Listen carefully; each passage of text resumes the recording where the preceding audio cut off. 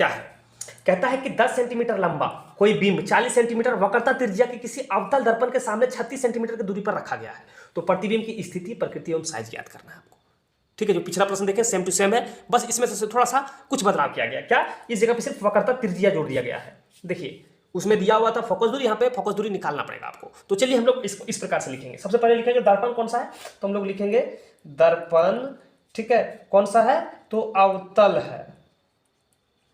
यहां तक क्लियर, चलिए आगे बढ़िए। दर्पण अवतल हो गया। अब यहां से हम लोग लिखेंगे सबसे पहले लंबाई, बिंब की ऊंचाई या बिंब की लंबाई, जो लिखना है आपको, बिंब की लंबाई कितना दिया हुआ है, जिसको हम लोग h से दर्शाएंगे, कितना दिया हुआ है, 10 सेंटीमीटर। ठीक, चलिए आगे आइए। अब यहाँ पे दिया हुआ है वक्रता त्रिज्या, तो वक्रता त्रिज्या r बराबर कितना दिया हुआ है सर, 40 सेंटीमीटर दिया हुआ है। ठीक है, अब ये 40 सेंटीमीटर दिया हुआ है। अब वक्रता त्रिज्या, इसमें तो इसका साइन क्या होगा ये भी हम लोग आगे बनाएंगे, लेकिन उससे पहले वक्रता त्रिज्या दिया हुआ है तो हम लोग को r का वैल्यू कहीं r तो दर्पण में आता ही नहीं, दर्पण सूत्र में, तो हम लोग कहां से क्या करेंगे, तो इसका क्या करेंगे, सबसे पहले हम लोग निकालेंगे फोकस दूरी। फोकस दूरी f बराबर क्या होता है फॉर्मूला, कि f बराबर होता है r/2, तो r/2, और r बराबर कितना दिया हुआ है, 40/2, माइनस होगा क्योंकि सब अवतल दर्पण में सभी बाईं ओर होता है, तो बाईं ओर वाले के साइन माइनस होता है। तो यहाँ से हम लोग माइनस, इस जगह पे भी माइनस पुट कर दिए, ये कट गया, 20 दूनी 40, निकल गया, कितना आ गया आपका, f बराबर निकल के आ गया आपका 20 सेंटीमीटर, -20 सेंटीमीटर। ठीक है, चलिए आगे आइए। अब यहाँ से हम लोग दर्पण सूत्र का प्रयोग करेंगे। सूत्र क्या है, तो 1/v प्लस 1/u बराबर 1/f। ठीक, सेम सही निकालना है, प्रतिबिंब, इसकी स्थिति, प्रकृति एवं साइज यही ज्ञात करना है आप लोगों को। तो चलो सबसे पहले यहां से हम लोग को v निकालना है, क्योंकि v दिया नहीं है, तो v निकालेंगे। तो कैसे निकालेंगे, तो फॉर्मूला डायरेक्ट हम लोग पुट करेंगे। तो 1/v ज्यों का त्यों, प्लस का प्लस, u का वैल्यू, और u नहीं लिखे इसमें ना, इस जगह पे थोड़ा सा, इस जगह पे नोट कर लीजिएगा, दर्पण की दूरी, दर्पण की दूरी नहीं, प्रतिबिंब की दूरी, बिंब की दूरी u बराबर दिया हुआ कितना, 36 सेंटीमीटर। ठीक है, और ये प्लस होगा या माइनस, तो माइनस होगा, क्यों, क्योंकि आप अवतल दर्पण में, आपको बार बार रिपीट हम बता रहे हैं, इसीलिए अवतल दर्पण को कह रहे हैं बार बार कि ये माइनस होता है, बाईं ओर इसकी प्रतिबिंब स्थित होता है। ठीक है, चलिए आगे देखिए, यहाँ पे प्लस है, u का वैल्यू कितना है, -36, तो 1/-36 सेंटीमीटर। ठीक है, -36 सेंटीमीटर बराबर 1/-20 सेंटीमीटर। अब चलो बाबू लोग, 1/v, देखो माइनस प्लस माइनस माइनस हो जाएगा, ये इधर माइनस में हो जाएगा तो प्लस में हो जाएगा, तो यहाँ पे लिखेंगे 1 बराबर है 1/-20 प्लस 1/36। नहीं दिख रहा है ना, हाँ अब दिख रहा होगा, 36।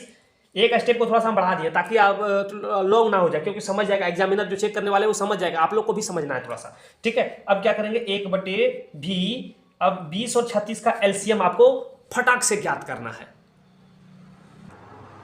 तो इसका एलसीएम करेंगे तो कितना आएगा आपका, 180 आ जाएगा। ठीक है, आप एलसीएम करके देख सकते हैं, 180 आएगा। ठीक, अब जब 20 से 180 में भागा देंगे तो कितना बार में लगेगा, 20 9 में 180, 20 200 होता है, तो ये 9 बार में लगेगा, माइनस के माइनस। अब यहाँ पे प्लस है, प्लस देंगे, 36 से 180 में भागा देंगे, कितना बार में लगेगा, तो जब इसको भाग दीजिएगा तो 5 बार में लगेगा। ठीक है, तो 5 हम लोग लिखेंगे यहाँ पे।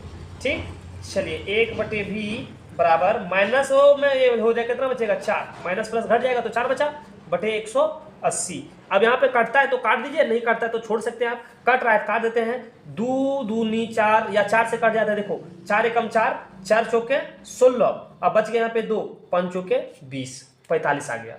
ठीक है, कितना आ गया, 45। तो निकल गया सर कि क्या निकला, कि v बराबर 1/v बराबर 1/45 माइनस 1 है। ठीक है, तो v बराबर सर कितना हो जाएगा, -45।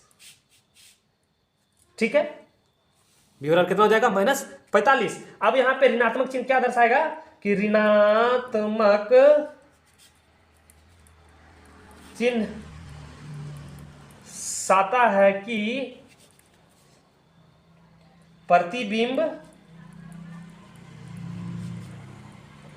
दर्पण के बाईं ओर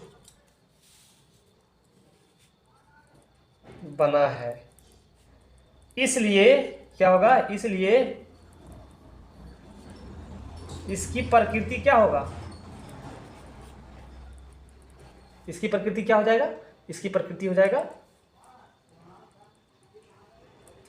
वास्तविक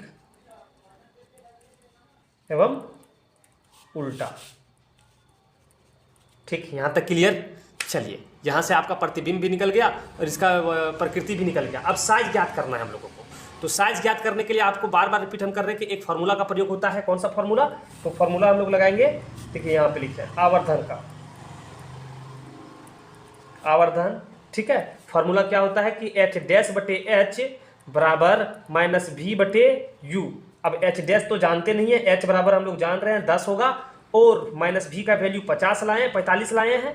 ठीक है, माइनस 45 है, और यू का वैल्यू कितना है, आप यू का वैल्यू 36 लाए हैं। ठीक, माइनस 36 है, यहाँ से माइनस माइनस कैंसर। अब बच क्या गया, उसको इकट्ठा करेंगे, एच डैश बटे 10 बराबर माइनस 45 बटे 36। तो कटेगा तो काटो, नहीं कटेगा तो छोड़ सकते हो।